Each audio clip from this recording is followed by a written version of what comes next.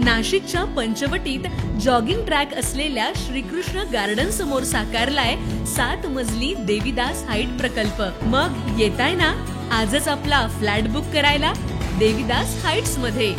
आमचा मोबाईल क्रमांक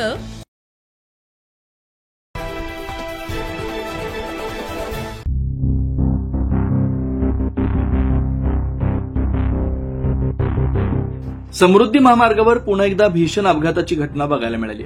सिडकोमधील उत्तम नगर बुरकुले हॉलच्या मागे राहणाऱ्या 25 वर्षीय युवकाचा या अपघातात दुर्दैवी मृत्यू झाला।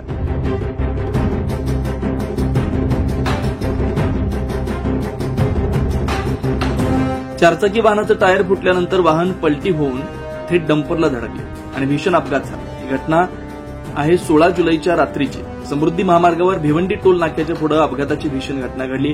प्राथमिक माहितीनुसार दुर्गेश गोविंद इंगळे वय 25 हे आपल्या 3 मित्रांसह चारचाकी वाहनानं नाशिककडे येत होते। मात्र वाटेत त्यांच्या वाहनाचं टायर अचानक फुटलं आणि काही सेकंदातच गाडी नियंत्रणाबाहेर गेल्यानं पलटी होऊन थेट डंपरला धडकल्यानं भीषण अपघात झाला। या अपघातात कार चालवत असलेले दुर्गेश इंगळे यांचा जागीच दुर्दैवी मृत्यू झाला। अपघात इतका भीषण होता की कारचा अक्षरशः चक्काचूर झाला। त्यांच्यासोबत असलेले इतर 3 मित्र जखमी झाले असून सध्या त्यांच्यावर रुग्णालयात उपचार सुरू आहेत। दुर्गेश इंगळे यांच्या पश्चात आई वडील भाऊ आणि पत्नी असा परिवार आहे। युवकाच्या अचानक मृत्यूमुळे संपूर्ण परिसरात हळहळ व्यक्त केली जाते। वाहनाचं नियंत्रण सुटल्याने एक हसतं खेळतं आयुष्य एका क्षणात संपलं।